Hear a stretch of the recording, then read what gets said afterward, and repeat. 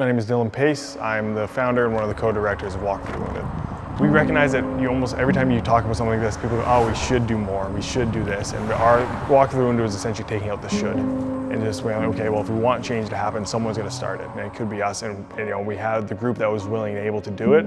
So it was that, okay, well, let's make a change that is helping those that are already suffering, but hopefully we'll be able to make an impact that prevents people from suffering in the future. Make a change before the problem rather than always reacting to it.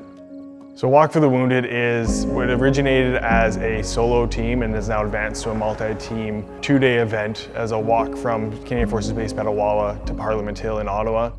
Walk for the Wounded is an event that Dylan started last year in support of Wounded Warriors Canada, helping to raise money for Wounded Warriors Canada, which goes into clinical studies and research to help veterans, first responders deal with OSI. We wear a number of name tags on ourselves, and we encourage the participants this year to wear names that represent the people they have lost to mental illness and suicide. For ourselves, we wear 3 names on ours that we did lose to suicide, as well as one that we lost in a training accident. I lost a member of my course to suicide on a graduation night, and then over the next couple of years, I lost 2 more to mental illness, and then outside of service, I've also lost 2 friends to suicide, and a few others that have attempted as well, including members of my family. So one of the name tags I wear, he was a deck commander when I first got to 3RCR. He's a big role model in my life.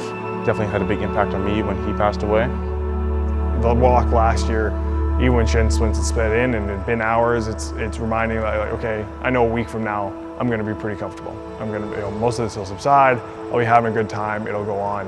And then remembering that the people you're doing this on behalf of, well, a week from now, they may not be any better. They may be worse. They're going to be suffering a year from now. It's really taking that humility aspect of putting your own suffering in perspective and then holding yourself to that standard. If you said this was going to happen 5 years ago, people thought not a chance. It's mental health. People just aren't comfortable about doing those kinds of things or showing up and walking from Petawawa to Ottawa. This comfortability about talking about mental health and seeking treatment and fundraising and changing people's lives was just so incredibly long overdue in Canada. So people are celebrating, they're high-fiving each other, they're crying, they're smiling, all because of the topic of mental health. If I were able to give advice to a young person in regards to adversity and challenges in life, I think the best thing I could tell them is to face it. You're not always going to win, that's the name of life. And losing often holds more value than any winning does. But if you're able to face it, chances are you build it up to something way bigger than it is in your mind going into it. And if not, well, then you're faced with a challenge to be able to find yourself what you're made of. You're not going to grow without those challenges.